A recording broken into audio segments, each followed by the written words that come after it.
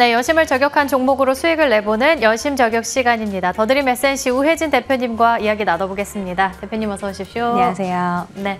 한번 미증시 부진했고 엔비디아 실적 발표 나왔는데 시장 기대치 워낙에 높다 보니까 시간 외에서는 또 밀리는 흐름을 나타냈습니다. 이런 부정적인 흐름을 우리 시장이 고스란히 받아들이는 모습을 나타내고 있고 IT 투톱이 상당히 밀려나고 있습니다. 반면에 이 수급들이 2차 전지 쪽으로 옮겨 붙게 되면서 2차 전지주들이 오늘 시장에서는 강한 흐름을 나타내고 있고 무엇보다도 또 현대차에서 현대웨이를 발표하게 되면서 자율주행 관련한 쪽 그리고 증강현실 관련한 쪽이 강하고요. 어제 시장이 지지부진할 때 제약 바이오주들이 선방한 모습을 나타냈는데 오늘도 마찬가지입니다. 그렇다면 이 안에서 대표님 어떤 종목 꼽아주셨는지 바로 체크해 본다면 먼저 첫 번째로는 다소 생소할 수 있겠는데 라파스입니다. 라파스에서는 여드름 패치를 생산하는 곳인데 저도 가끔 가다가 사용을 하기도 하거든요. 그런데 이번에 라파스의 주력 생산 제품인 여드름 패치에 대해서 미 FDA에 등록을 마쳤다라는 소식 정해지면서 두 자릿대 급등 나타내고 있습니다.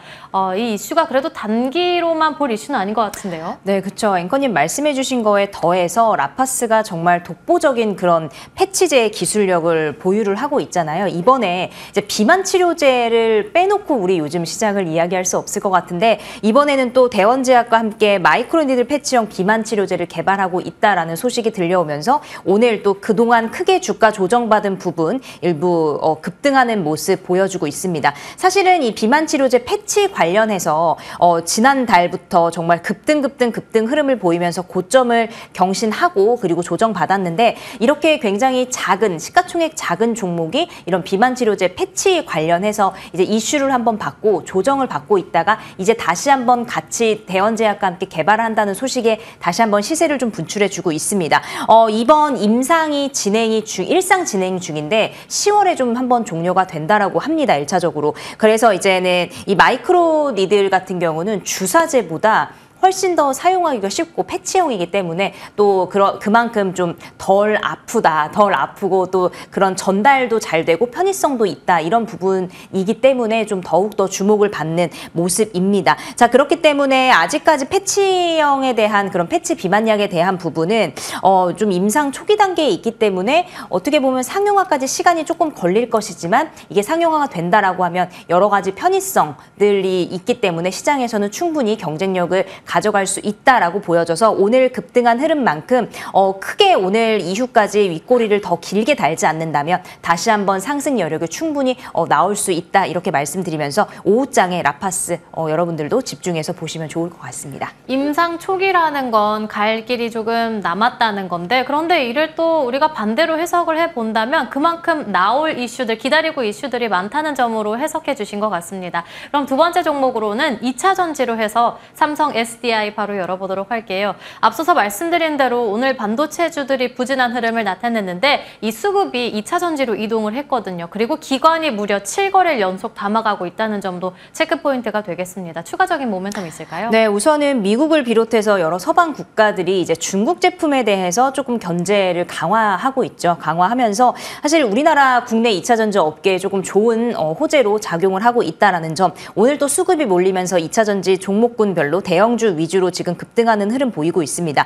자, 삼성 SDI와 또 GM이 미국의 이제 전기차 배터리 합작법인을 설립을 하겠다라고 확정을 했죠. 그와 동시에 이제 삼성 SDI가 올 상반기에 전기차 배터리 이제 B 샘플 A에서 업그레이드된 게 B, 또 B에서 또 상용화 될 만큼의 되는 게 C 이렇게 샘플로 우리가 좀 구분을 할 수가 있는데 B 샘플의 개발을 완료하고 이제는 좀 슈퍼카 위주로 벌써 처음으로 좀 공급을 했다 이런 소식이 들려왔습니다. 아무래도 아시겠지만 전고체는 이제 안정성에 대한 부분을 우리가 많이 들어서 알겠지만 그만큼 조금 고가다 보니까 그 부분에 대해서 조금 단점으로 꼽히기도 하는데 그래서 아마 초반에는 이제 그 슈퍼카 위주로 이제 공급을 한 부분으로 좀 우리가 볼 수 있을 것 같습니다. 자, 그래서 이제 하반기에 여러 생산에 대한 부분이나 여러 가지 부분들에 대한 업그레이드 이후에 조금 더 한번 좀 시장에 다시 한번 나올 것 같고요. 그리고 경쟁사 업체들 중에 가장 빠른 2027년 양산을 목표로 하고 있다라는 점. 그리고 2차 전지에 대한 지금 부정적인 이슈들 속에 또 이렇게 전고체 배터리라던가 여러 가지 대응책들이 나오고 있는 상황 속에서 2차 전지의 수급이 몰리고 있다라는 점, 그리고 삼성 SDI 같은 경우는 그래도 이렇게 바닥 찍고 어디가 바닥이야 할 정도로 계속 내려갔다가 바닥 찍고 서서히 올라오고 있다라는 점을 우리가 조금 호재로 꼽고, 여러분들 이 삼성 SDI 같은 경우도 대형주긴 하지만 대형주 위주로 이끌어가고 뒤에 따라오는 종목군들 있을 것이다 라고 생각해 주시면 될 것 같고요. 그래서 오늘 삼성 SDI 오후장에서도 계속 좋은 흐름 나오는지 지켜보시면 좋을 것 같습니다.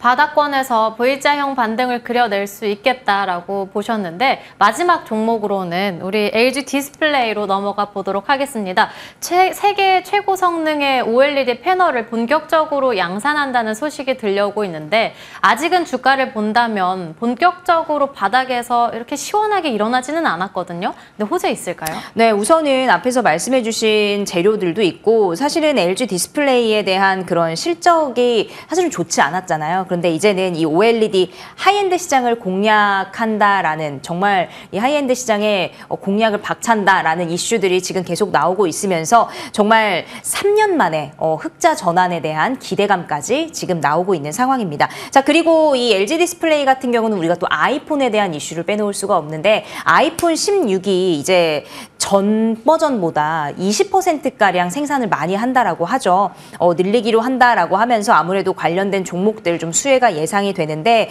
이 LG 디스플레이의 이 OLED 패널 아이폰 16 또 프로와 프로맥스 이렇게 탑재가 되는데, 아무래도 이제 다음 달 얼마 안 남았기 때문에 지금 주가 자체도 많이 조정받아 있는 상태. 이제 우리가 또 종목을 선정할 때 주가의 위치가 어느 정도인지도 파악하는 게 굉장히 중요합니다. 그래서 지금 1,950원 정도대 위치해 있는데, 그래도 앞으로의 그 성장성을 바라봤을 때 우리가 LG 디스플레이 다시 한번 좀 여러분들이 고점에서 이제 그만큼 그때 좀 공략하지 못하신 분들은 이번이 기회다라고 좀 생각을 해주시면 좋을 것 같고요.